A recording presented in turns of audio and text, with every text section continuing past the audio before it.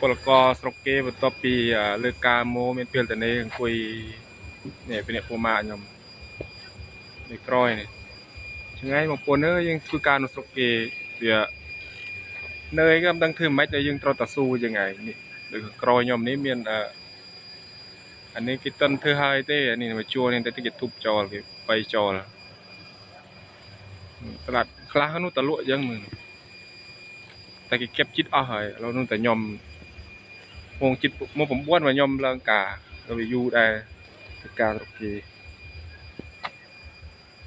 សង្ឃឹមថាថ្ងៃណាមានលុយយើងទូស្រកយើងទូស្រែយើងវិញហើយនេះមានអ្នកណានៅមួយជីវិតទេបងប្អូនជឿខ្ញុំទៅគឺដោយសារតែយើងអត់ពេលយើងមានលុយចាំយើងគិតគូររឿងទុកគេទុកសបែងគឺស្រុកគេលក់អីក៏ដាច់ដែរស្រុកគេអត់មានដូចស្រុកយើងទេ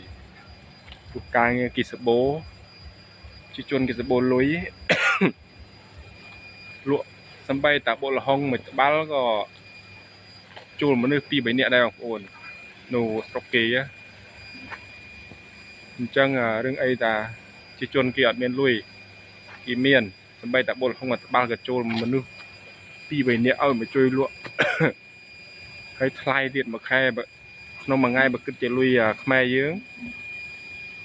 ទៅ4-50000លុយខ្មែរយើងដែរហើយមានថោកឯណាបងប្អូននឹងរួយណាបានក្នុងមួយថ្ងៃនោះស្រុកយើងក៏ធ្វើការល្អៗដែរមិនបានថ្លៃអញ្ចឹងវីដេអូនេះគឺខ្ញុំ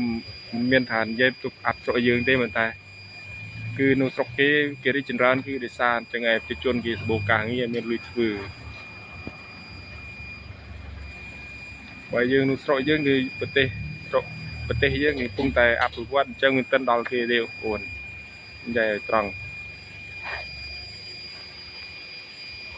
ដូចខ្ញុំធ្វើការថ្ងៃនេះខ្ញុំស៊ីខែតែលុយខែតែមួយខែ1.5 លាន